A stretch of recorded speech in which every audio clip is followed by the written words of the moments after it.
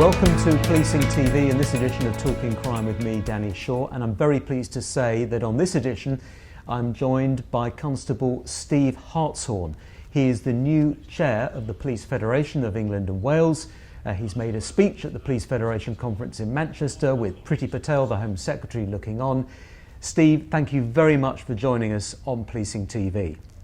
If I can ask you first of all, pay was the number one issue that was discussed at the session with the Home Secretary. It was the key concern of police officers in the audience and I imagine many police officers up and down the country. Why is it such a major issue for the Police Federation? For me, it's really simple. We've got a cost of living crisis facing not only police officers but everybody in the country. In real terms, police officers are 18 to 20% behind where they need to be or should be. And with the inflation going up, police officers need a real pay rise now that covers their outgoing costs. They need to live, they're like everybody else. And it's also to recognise the risk they undertake in protection of the public. No one else does that. So for me, it's really important that the Home Secretary, the Chancellor and the Prime Minister and the wider government listen to what we're saying and act on it now. In terms of police officer pay, I think there was a figure given during the session that a new police recruit would start on average around £22,000 10 years ago. Now it's about £24,000. An MP's salary, however, has gone from around £64,000 to £84,000 in the same period of time. Now, there may be some historical reasons why MPs perhaps needed a pay boost, but is that a meaningful comparison, do you think, in your view? I do, if I'm honest. I think it's a fair reflection that we have to treat people properly and proportionately, and it would be nice if everybody in public sector had the similar pay rises, but when you compare the police officer pay to government pay, that seems disproportionate. I know there are issues historically around benefits and claims that they could have in addition to that job. However, if what you hear at times, some of those things are still taking place, they're still making additional claims. So the question I'd say, has it stopped those things taking place, and does the pay need to be that high for what they do? Ideally, I would like police officers to get a proper pay rise that is commensurate with everything they do themselves. On the other hand, there isn't a problem in recruiting police officers. There's about 13,500 towards the 20,000 uplift. We hear about thousands of applicants who want to join the police. So it's not as though it appears that the low pay or the comparative low pay that you're concerned about is putting off people joining. I think when you take this figure of 20,000 that the government said they want to uplift, that's only to replace the 20,000 that we lost. So in real terms, we've had, I think, 13,573, I think was the figure. You then take into account over the 18 months, 2 years this programme's been in effect, we've probably lost 3, 4, 5,000. So in terms of the uplift, it isn't actually sitting at that. We're still losing police officers on a regular basis. For me, you need to go beyond 20,000, make it 40,000, 50,000 to actually recruit the 20,000 that we lost because of government cuts. But just coming back to pay, my central point is that police are recruiting very quickly. You don't hear chief constables, certainly over the past couple of years, complaining that they can't get people in through the door. The problem actually has been perhaps getting people up and ready quickly enough. The problem perhaps is an inexperienced workforce. So the pay doesn't seem to be a deterrent. I think when you get especially younger in service people joining the police officers, the pay seems quite good, but then when they start to look to move on, maybe move to different parts of the country, and then they see that salary not increasing as quick as it should, that's when the issues start to come in. They join the job, they don't quite often realise your shift work, they have young families, and then it's also trying to bring in someone that has an existing family that says, come in at this level of pay, and you very quickly go through that pay progression standards. But it takes time to do that, and then suddenly when you realise, coupled with the cost of living crisis, that they can't afford to remain as a police officer, so as they're coming in, they're going out, and it sounds good to say, yes, we are recruiting, so the pay must be okay, but the anecdotal stories I'm hearing, and accounts from my colleagues, my federation members, is that they're coming in, but then when they realise what that pay actually is, they're leaving to go back to their old jobs, which were paying significantly more. What other evidence are you hearing about the hardship that some of your members are suffering? I mean, we heard an account from one detective in North Wales who said that she's paid less than a supermarket worker could earn, that she's been advised by an accountant that she should leave, work part-time and then claim benefits and she'd be earning more. Is that what you're picking up from other people?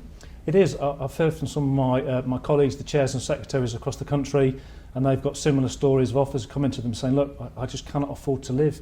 I'm going to food banks, I can't afford to take the car to drive to work. Then potentially these officers are becoming subject to misconduct investigations.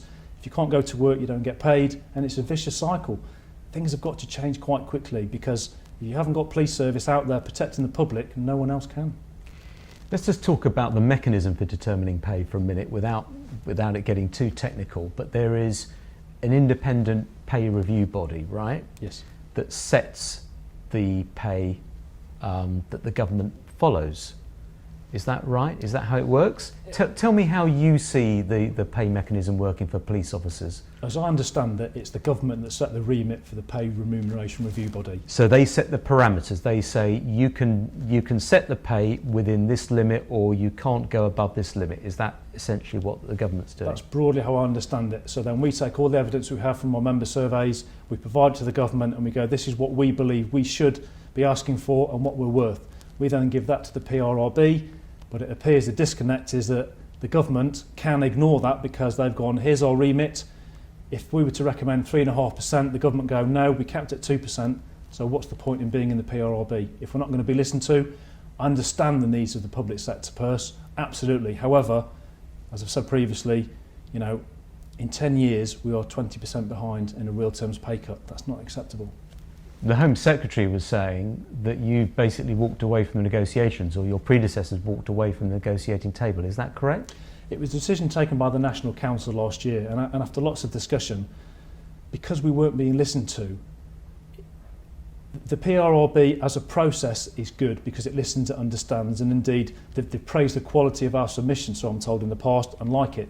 The disconnect has happened when they put their recommendations forward. And as I said in my speech, it's a bit like marking your own homework. The government can look at it, tear it up and take a notice of it. So what is the point for us to be involved in a pay process where we know we're not going to listen to? It costs time, money and effort to do these submissions. We can best direct that in other places to see where else we can achieve benefits for our colleagues. So are you going to work with the Home Secretary? She's sort of said, let's work together to sort this problem out. Are you going to work with Priti Patel on this? Of course, I have to try. I want to work. For me, I'm asking for a reset with government. I need to engage with the Home Office, the Home Secretary, the Policing Minister.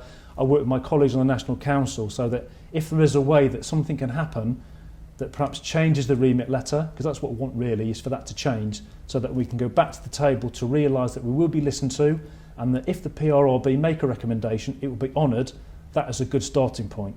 Otherwise, there is little point in us going forward to sit at the table to be told time and time again that we hear what you say, but not this time. That's not right. Now, Steve, it's only a few weeks into your office, really. As we've said, this is your first conference as chair.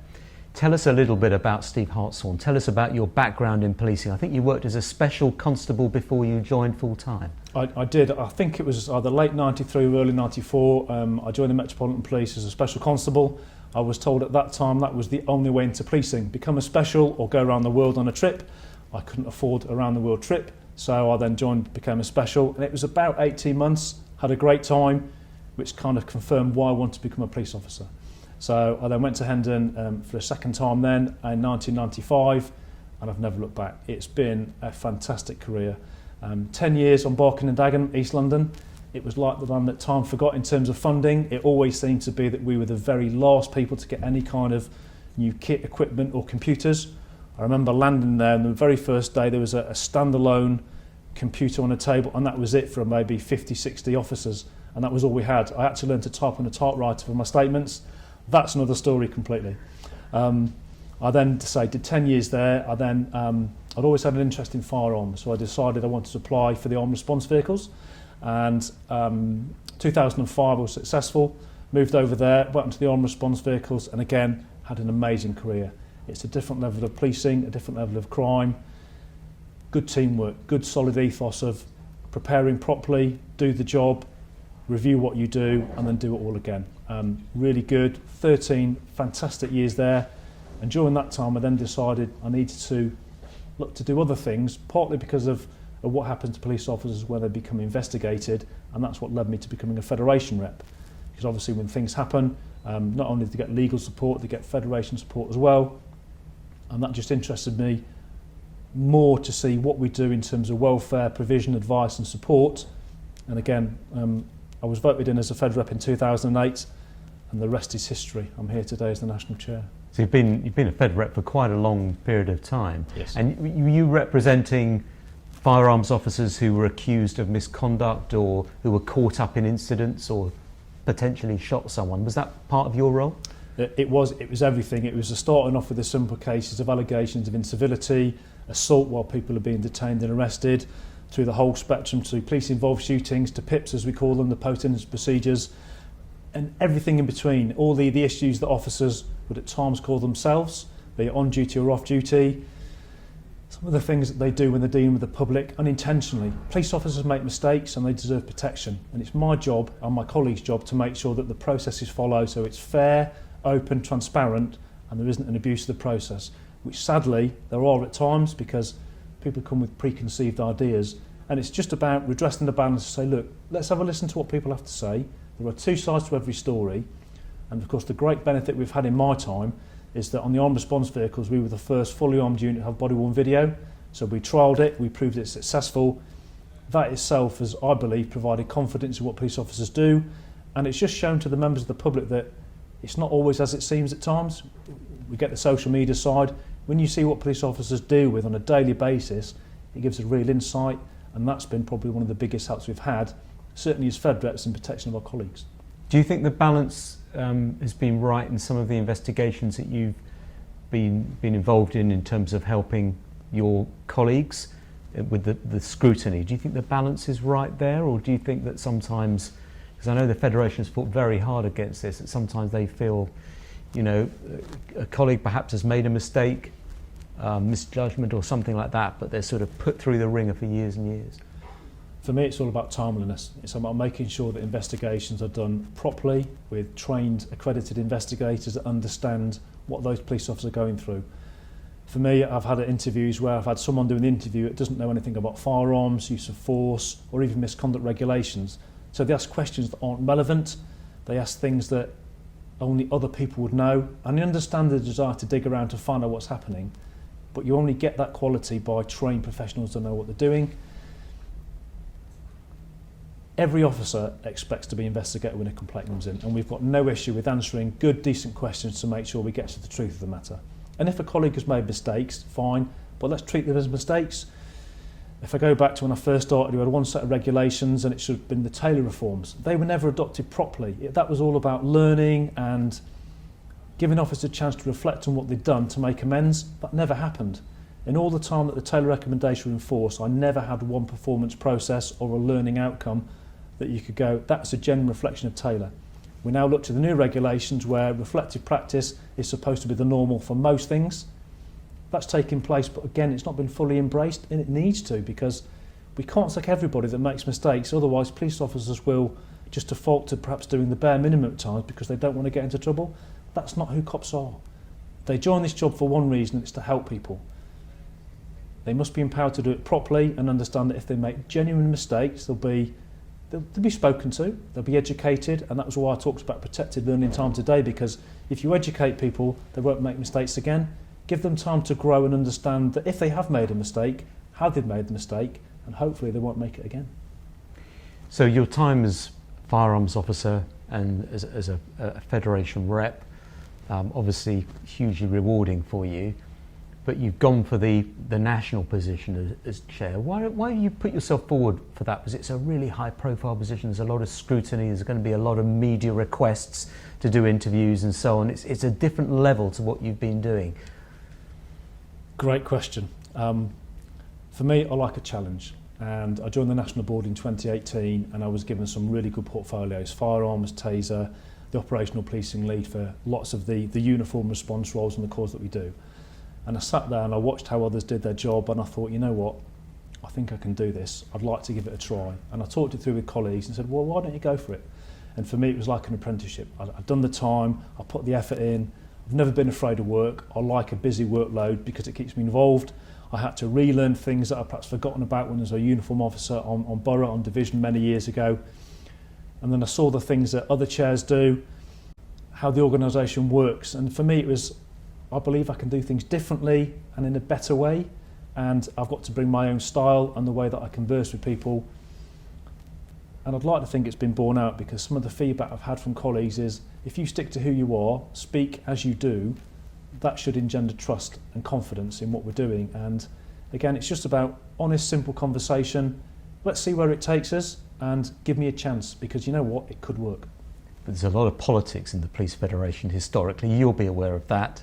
It's always been a political organisation with lots of federations with some of their own practices and ways of doing it. Some people are suspicious of the Met Police Federation, which is obviously the largest federation. How are you going to deal with all that? Again, it's kind of, as I said, it's been about open, transparent and honest. People ask a question, I'll give them an answer as best that I can. Believe it or not, I didn't have a massive knowledge of the PFEW until I became national board member. I was a very busy officer that was dealing on armed response vehicles and a federation rep. I was aware of some of the politics at play. Obviously doing the job now, there are huge politics in dealing with all the chairs, all the secretaries, the chief constables, wider government. It's not just one set of politics. I've got to learn the different ways that we move, negotiate, talk, consult. I will make decisions that some people won't like. I fully accept that, but there'll always be a good reason as to why I've made that decision, and I hope people will understand that and have the time to ask me and go, why did you think that? And if I tell them, generally they can go, yeah, I think I understand that, and get it. So it's trying, really. It's no one said it would be easy. It's not. The workload is incredibly, it's busy, it's uphill. I'm learning every single day, having to get used to social media, things like this. I'm not a natural limelight person. I prefer to do the detail and work towards something, come out, say what I have to say, and then carry on with the work that I do. But I'm learning. Again, for me, it's about having the opportunity to speak to people like yourself, Danny, to get over the message that we've got to say, look, the Police Federation does an amazing job. We have some fantastic members up and down the country that work so hard day in, day out to protect the public. Give us a chance, let us help restore confidence in policing, and I think people will be pleasantly surprised. So we talked about pay, that's clearly a massive priority. What are your other priorities as chair of the Police Federation? The quickest one that springs to mind is Operation Hampshire, and that deals with a process that when officers are assaulted on duty, historically there was never anything really in place, surprisingly, that gave a process that took them from you've been assaulted, here's how we're going to deal with you, all the way through to the statement, the investigation, taking it to court, dealing with the magistrates court, the Crown Court and beyond. So a colleague of mine, Dave Brewster, who's now leading for Oscar Kilo, Op Hampshire was built on some great work done by Andy Marsh, who started in Hampshire, hence the Op Hampshire name. Dave's taken that to a new level. He's engaged with the CPS, with the magistrates, the Crown Courts, to make sure certain things are done so that body-worn video is looked at. And again, it's about helping officers provide good, credible evidence with the use of body-worn video, witness accounts to say, if you are assaulted on duty, that is unacceptable. We need to change the mindset so that no one expects a cop to be assaulted on duty. Take the case to court and let's hopefully have a successful prosecution and get some results for the officer, because that's hugely impactful on them, be it a return to work the week later, the next month. Some don't come back to work because that impact is huge. Members of the public might witness 2, 3 or 4 traumatic accounts in their lifetime. Police officers witness that every single day, and then when they are themselves assaulted, it makes it worse. So Op Hampshire for me it's one of my cornerstones, that at every opportunity I will try to speak out and speak up for the Op Hampshire and the process, because officers need to be protected. You talked also about increasing confidence in policing. How can the Police Federation and you in particular play a role in that? Because that clearly has been shaken, public confidence has been shaken by recent events over the past 18 months. It has. For me, it goes back to simple communication. Let's explain to the membership what we do, what our value is. The subscription fees that they pay is a certain amount, £23.58. We need to explain what we do with that money. In the last year alone, we've spent £13.5 million in criminal claims and civil claims. That's an awful lot of membership money. We have to explain there's a cost of doing business. To run 43 forces with chairs, secretaries and employed staff, to do that costs money. We have an in-house legal team which, by employing them directly, has saved us a fortune. Again, explain that to the people. We have a fantastic communications team which has to do with all the media requests, all our drives or our campaigns to put things out there, again, it costs money to do that. And I don't think it's ever really been explained to membership that if you take down and break down what they pay, here's what it goes for, that's really important, and hopefully they will understand that and go, I can now see the benefit of what we pay our money. And then going forward, listening to the membership, we've got a survey taking place today at our own conference, asking for honest feedback about what do we need to change. That's the first time that's been done that I'm aware of. We've never done it before. We've done a recent poll, we've had 57,000 results from the membership across the country, which is going to give us some really, really good data about pay conditions and other questions. Again, engage with the membership, see what we get back, listen, understand, review, and feed it back and say, we are listening, and here's what we're going to try our very best to do to achieve for you, and let's see where it takes us. But in terms of public confidence, which has been shaken, how can you and the Police Federation make some improvements on that? For me, again, it goes back to speaking to chief constables, working with the government, bringing on our own protected learning time policy to say, we are listening. If there's a need to change, we absolutely want to create confidence in policing. Let's talk to our communities in a better way than we have done before. Let's break down some of those barriers which have clearly gone up. Explanations, I think, go a long way to helping the public understand what we do. Open days, let officers come and see officer safety training, let them come and see firearms training, put them into a misconduct meeting so you understand the things that we say in defence of our colleagues. Show them the 2 binders that we work to in regulations and determinations. I would challenge anybody outside of policing to live by that code, the regulations, the code of ethics. It's huge. Knowledge is power. Power then helps people to understand where we come from, and I think that will go a big way to resetting some of the confidence issue we've had. It's not everything, but it's a start, and we play an important part in helping reset that narrative. Do some of the cases that we've heard about over the past couple of years, do you recognise some of that culture, some of those cultural problems, some of those issues, the Charing Cross report, the WhatsApp messages, etc.? Do you recognise some of that, or is that come as a complete bolt out the blue for you? It's things that you hear of, and you hope that your colleagues never ever put you in that situation where you have to report it. And if you do, you stand up and be counted because it's the right thing to do. I mentioned in my speech we're going to talk about misogyny. We have a really good session tomorrow, and for me it's about acting, challenging, reporting with education. It's always sad when people have to stand up to go, I've been the victim of some form of bullying in the workplace. Unacceptable, we cannot condone it, and it must be consigned to the past so we can move forward and make the workplace truly representative of everybody that comes into policing so they can feel safe. It's hard enough dealing with the criminals out there, it shouldn't be as difficult working inside. So there is lots to do. We are part of that process, and we're there to work with anybody that wants to make policing better. Steve Hartshorn, thank you very much indeed for talking to us on Policing TV, and the very best of luck as Chair of the Police Federation. Thank you. Thank you, Danny.